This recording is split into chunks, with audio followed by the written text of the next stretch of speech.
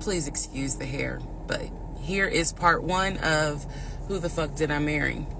So I met my ex-husband around March 4th of 2020.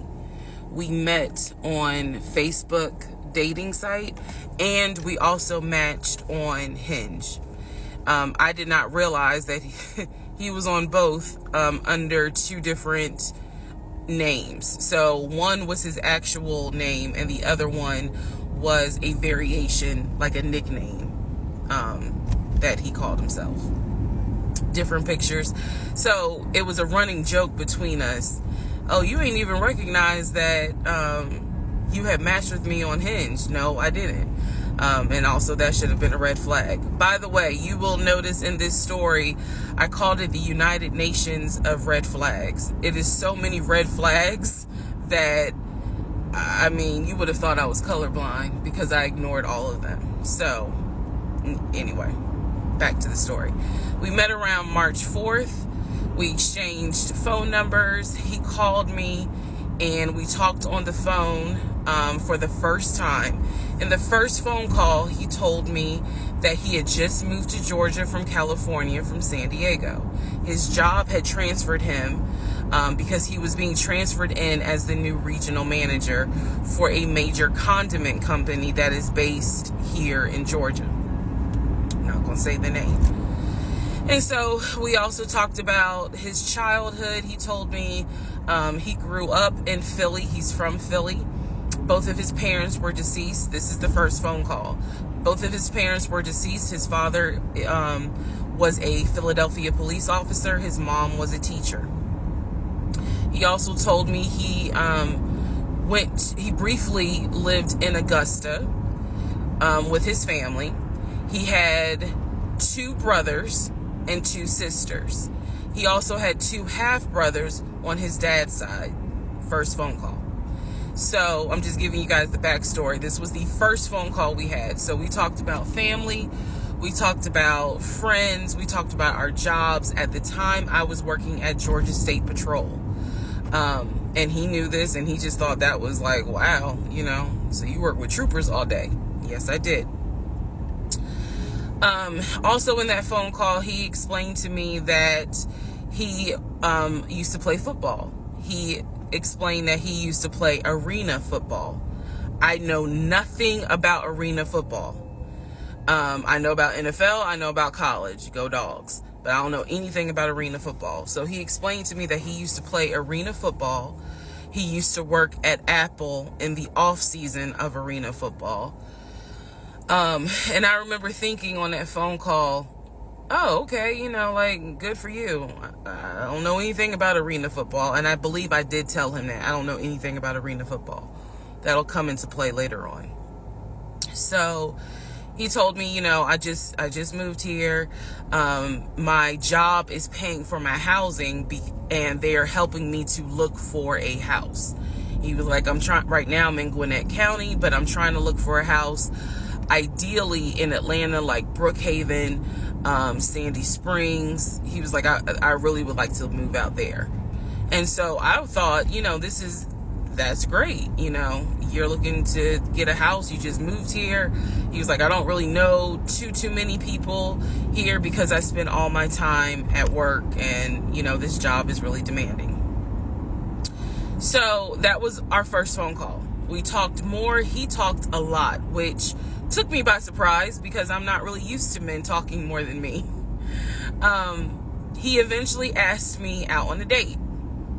Our first date was set for Saturday, March 7th, 2020. He asked me what was my favorite restaurant. I said Cheesecake Factory. And so we agreed to go out at the Cheesecake Factory in a location that was in between. I lived in Clayton County at the time. He lived in Gwinnett County. I realized that if you don't know anything about Metro Atlanta, that makes no sense. But basically, we lived about 45 minutes apart. So we agreed to meet at the Cheesecake Factory over at Perimeter Mall, which is in an area, Sandy Springs, Dunwoody area. I was excited. Like, I called my friends and was like, I got a date, you know, blah, blah, blah. We'll see how it goes. First conversation was good. Hopefully he looks like his pictures, because, you know, that's always an issue with online dating. Hopefully he looks like his pictures. So on my way to our date, I took 285, and literally right before I got to Boulder Crest, the exit for Boulder Crest, I heard a boom, and I lost control of my car. Thank God that well, not thank God, but I knew what to do. So I did not crash, but my tire blew out. So I called him and I said, hey, I'm so sorry, but my tire just blew on 285. I'm slowly making my way off the exit. I believe I pulled into a Chevron gas station, and I said, you know, I got to get this fixed. I don't know what to do. Like, I'm a damsel in distress kind of thing. He kind of paused. He got quiet, and he was like, you know, tell me exactly where you are. Drop your pin. So I dropped the pin, and he came to the gas station. Came to the gas station, got out the car, and I was so relieved that he actually looked like his pictures, that I was like, oh my God, he's actually attractive, because he's like 6'4", 6'5". Oh, also, man, I apologize. So let me go back to the first conversation. Let me add something. He did tell me in the first phone call that he was divorced, and that his ex-wife, she had 2 children, a boy and a girl, who were teenagers, young adults. I think the girl was about 20. And he said that he had a very close relationship with his stepkids. But that he and his ex-wife had divorced because she cheated on him out in California. And so coming to Georgia was a new beginning for him. She was still out in California. The kids were still out in California. And so, you know, he was like, I can't stand her, but I still want to be in the kids' lives. I have to put that in there because that will come back later.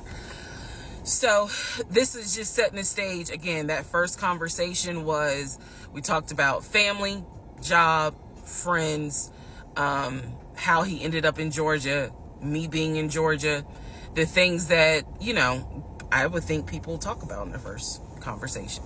All right, now back to the tire blew out. So he shows up to the gas station.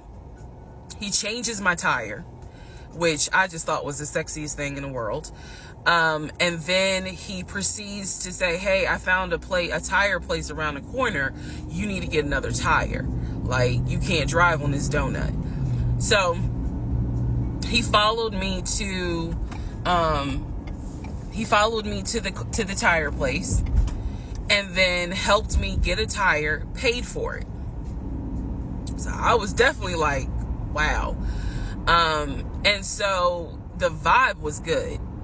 So anyway, I get the tire fixed. We follow each other to the Cheesecake Factory over in Perimeter. We hold hands walking into the Cheesecake Factory. So in my mind, I'm like, this. Oh my God, I had butterflies. That's the look of a woman who had butterflies. So I had butterflies. And we go in. There's a long wait. And so we sit outside and we just talk. And the conversation's great. And this is where he tells me what it is he's looking for. He tells me, you know, I believe at the time he was 42. He was like, I want to get married and it be for real. He's like, my parents were married 40 plus years before my mom passed away. And I want that. I want marriage, family, a house. Like, that is what I want. He was like, I'm as a man, I'm ready to get married, but I want it to be for real, because the first time, you know, it really hurt me when she cheated on me. So he's telling me everything that I wanted to hear. And so he was like, what is it that you want? And I said pretty much the same thing. I was like, I'm ready to get married. Definitely want to have a family. And I want to marry my best friend. So we both put on the table that we wanted marriage. And this is the end of part 1.